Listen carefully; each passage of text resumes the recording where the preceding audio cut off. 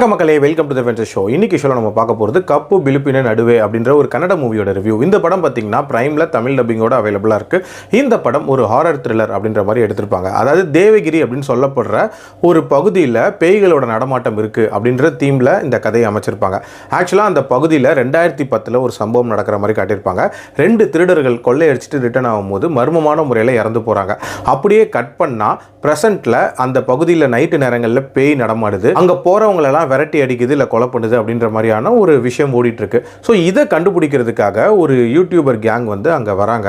வந்தவங்க எப்படி அதை இன்வெஸ்டிகேட் பண்ணுறாங்க அண்ட் டுவர்ட்ஸ் என் கண்டுபிடிச்சாங்களா இல்லையா அண்ட் இதுக்கு பின்னாடி இருக்கக்கூடிய மர்மங்கள் என்ன அப்படின்ற மாதிரி நிறைய விஷயங்களை சொல்லக்கூடிய ஒரு படம் தான் இந்த படம். இந்த படத்தில் பிடிச்ச விஷயமே இந்த படத்தோட ஐடியா தான். அதாவது ஒரு ஊருக்குள்ளே இருக்கக்கூடிய பழங்காலத்து மர்மங்களை டீகோட் பண்ணுறதுக்கு இப்போ இருக்கக்கூடிய லேட்டஸ்ட் யூடியூபர்ஸை கொண்டு வரது, அதுவும் டெக்னாலஜியை யூஸ் பண்ணி பண்ணுறது அப்படின்றது ஒரு இன்ட்ரெஸ்டிங்கான ஐடியா தான். அதுலேயும் இதில் சோஷியல் மீடியாவை பாசிட்டிவான விஷயங்களுக்கு யூஸ் பண்ணுங்கன்ற மாதிரியான ஒரு மெசேஜையும் நீட்டாக கன்வே பண்ணியிருப்பாங்க.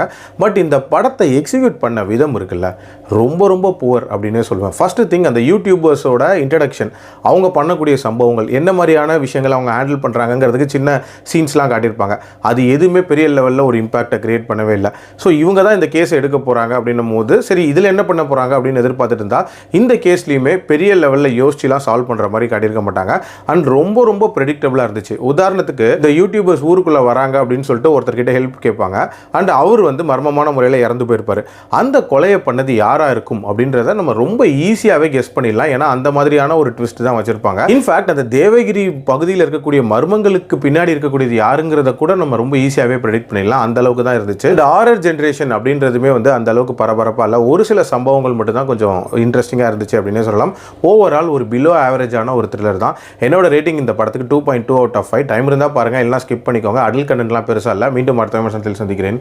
நன்றி, வணக்கம்.